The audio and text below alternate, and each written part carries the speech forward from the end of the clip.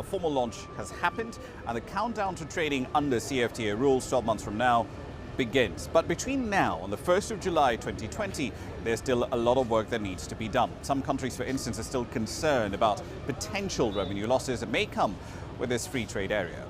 Let's take myth by myth. Tariffs. What is the CFTA going to do? The CFTA is going to take away about 6% of the tariffs. We're going to go down to zero on almost 90% of the goods over a period of 10 years. Essentially, we're hoping, and that's what we've seen in many other with many other free trade area agreements, is that you create more jobs, you create more businesses, you diversify the economy, and that gives you more growth. So you get more value-added tax, you get more personal income tax, you get more. So what you lose on the tariff side, you gain on the production and the value-added side, because you're creating more industry, you're diversifying. To deal with that specific problem, however, the AfCFTA Bank has offered one solution. Our board has approved a $1 billion CFTA adjustment facility to support countries that may suffer fiscal revenue losses as a result of the CFTA implementation.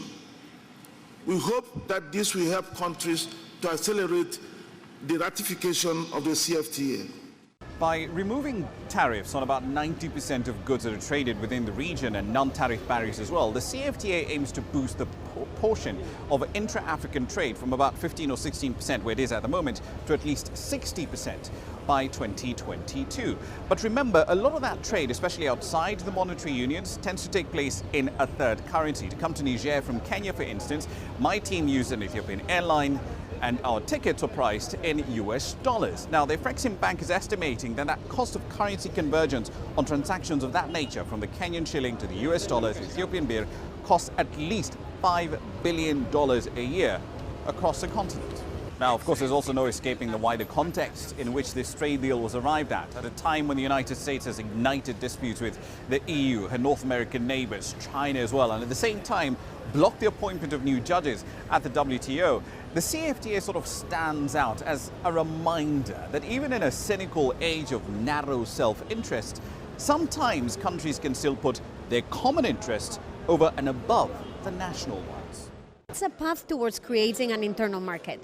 And I know it is difficult to convince people that you're serious about this. I went through this in the European Union, and I saw how difficult it was to convince the people that you are going to deliver that. But at the end of the day, I also see how when you do that, the benefits that this brings to people. When you help very small markets that have very limited means of growing, purely trading within their borders, when you open this region to their traders, I know how much benefit this brings. So, glass half full is my theory, glass half full, and small steps forward. So even as the world's biggest free trade area now starts to take shape, there are still negotiations left on what goods will be excluded or not from tariff liberalization lists and what sectors still have to be shielded, and of course, plenty more. Even after this meeting here in Niger, there's still plenty of work to be done by policymakers. Ramanyang, CGTN, Niamey.